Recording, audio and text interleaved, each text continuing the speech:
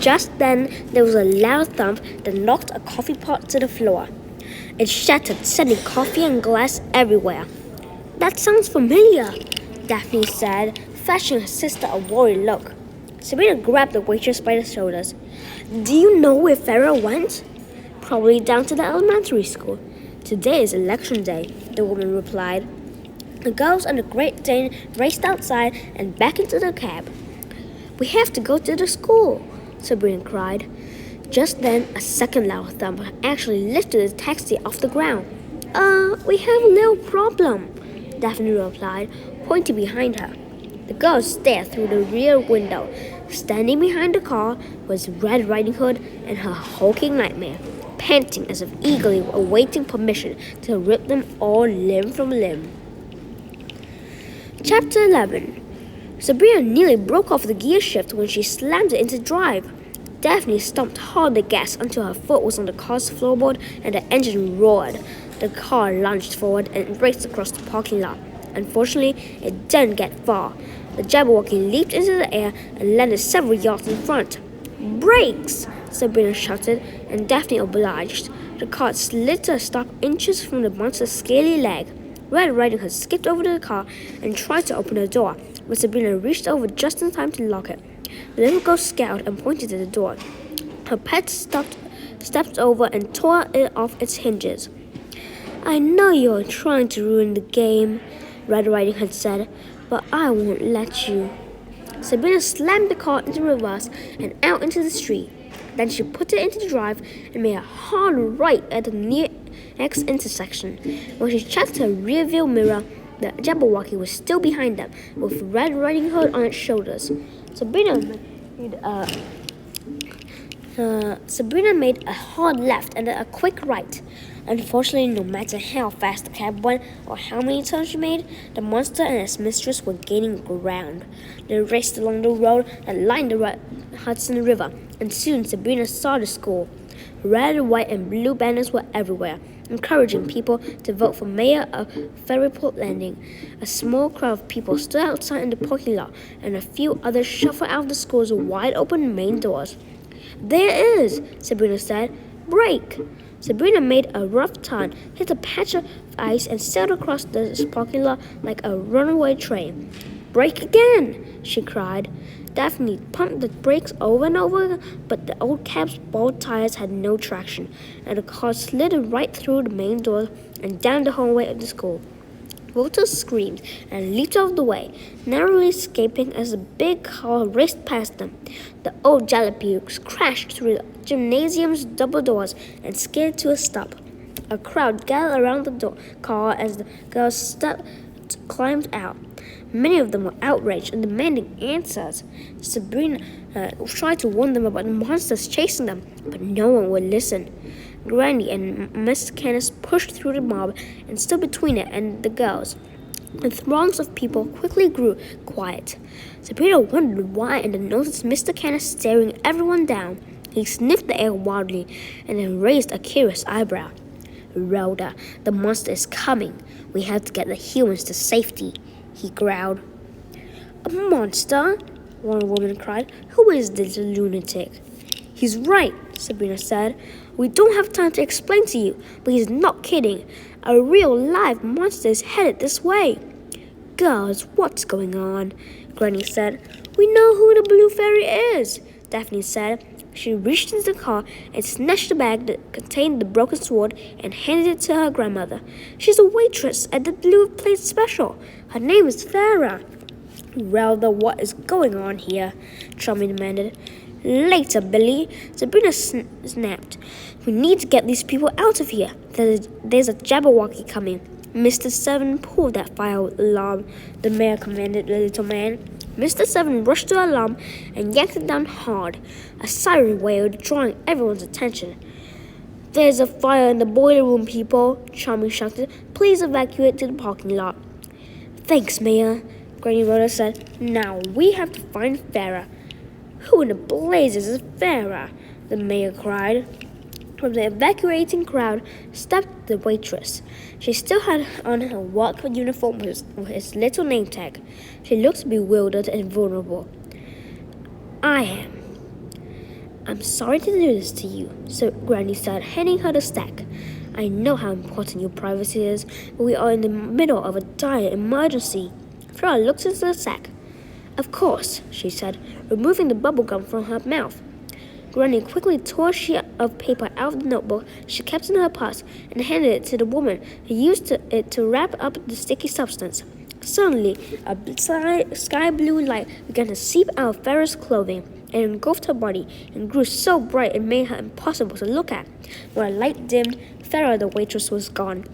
In her place was a tall, beautiful woman with light blue hair and skin like milk. Her eyes were twinkling stars, and she had 2 pink-streaked wings on her back that fluttered softly. It's the Blue Fairy, someone said from the crowd. Many of the ever-afters who had exited the gymnasium rushed back to get a good look at the mysterious figure. The Blue Fairy held out her hand, and a little blue ball of blue light appeared. It crackled with electricity, and Sabrina could hear a soft humming sound coming from it. The ball zipped out of her hand and flew into the sack that held the sword pieces. The bag immediately filled with blue light. After a moment, the light faded and the Blue Fairy reached inside.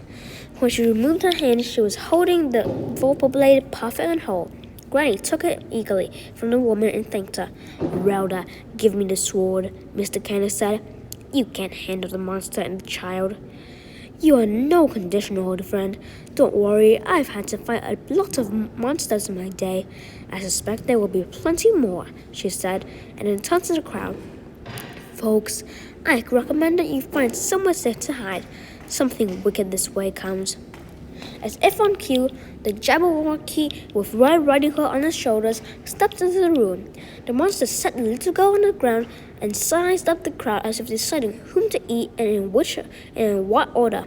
Grandma, doggy, Red Riding Hood cried as she rushed toward Granny Rhoda and Mr. Candace. I have my family back. Now we can play sword. Granny lifted the sword threateningly. My, what a big sword you have, Grandma, Red Riding Hood continued. Child, I am not your grandmother, Granny said. The 2 people you have kidnapped are not your mother and father. Your family is dead. They died hundreds of years ago, and nothing you can do will bring them back. Pretending to have a family is not the same as having one.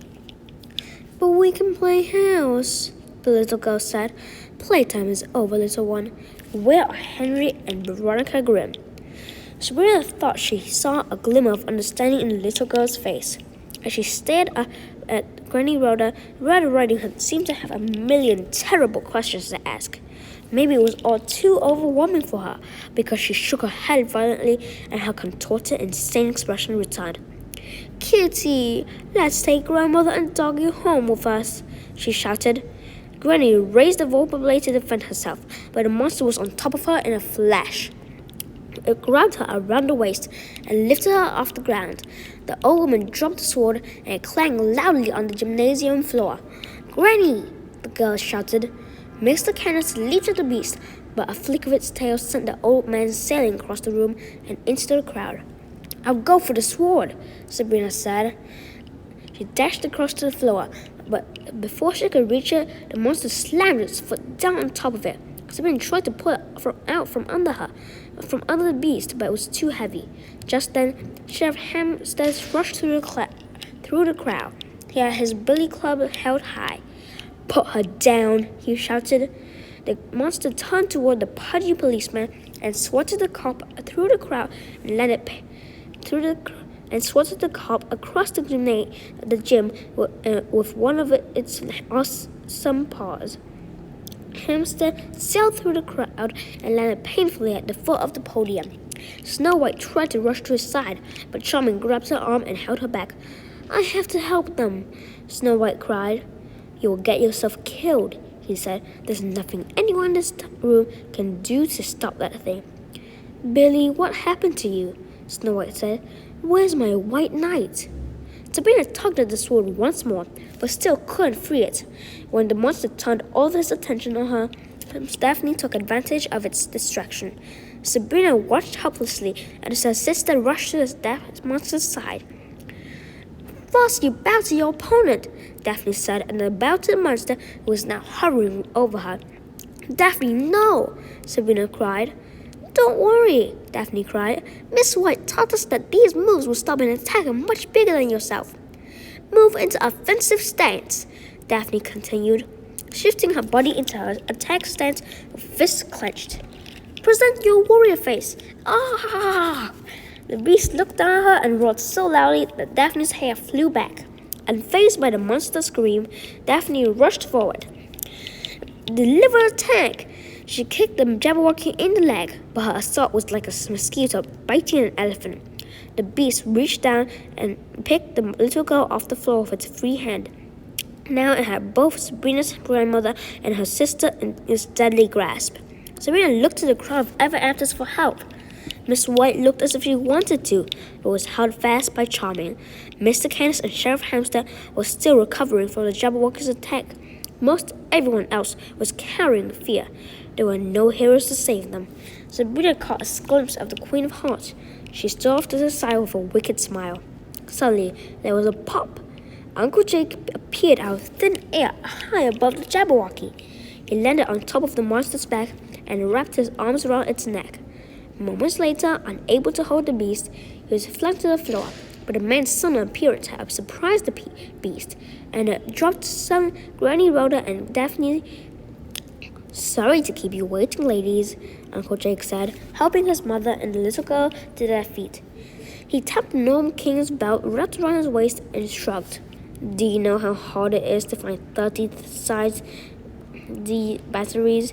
The monster roared in frustration and took a step toward the family. It was all Sabrina needed. She snatched the blade off the ground and held it over her head. One swift slice would bring her family home. It would save Buck and get him to safety. Suddenly, there was a hand on her shoulder. She turned and found Uncle Jake. Sabrina, this belongs to me, he said as he took the sword away from her. Sabrina looked into his face and saw a broken heart finally getting its revenge. This monster had killed Uncle Jake's father. It had decimated his family, forcing his mother to erase his existence. It had helped kidnap his brother and sister-in-law. It had brought misery on the girls. Sabrina stepped aside. Uncle Jake walked calmly over to the Jabberwocky as if he had been preparing for this moment all his life. He glanced over at Red Riding Hood as if to say, "It's over," and then plunged the sword deep into the beast's belly. The Jabberwocky's death cry was oddly faint and pathetic. Uncle Jake pulled the sword out again, aimed it where the monster's heart might have been, and sank it deep into its flesh. There was a moment of calmness on the beast's face, and then it fell over as if it had been pushed. When it tumbled to the ground, it caused the gymnasium's shiny hardwood floor to buckle. The monster's little leathery wings flapped for a few moments and then grew still. You killed the kitty, Red Riding Hood raged. You ruined the game. Daphne stepped over to the girl, bowed, presented her warrior face, and then punched Red Riding Hood in the face. She fell over unconscious. Crazy talk, Daphne said to the crumpled girl. Uncle Jake yanked the blade from the monster and held it in his hands.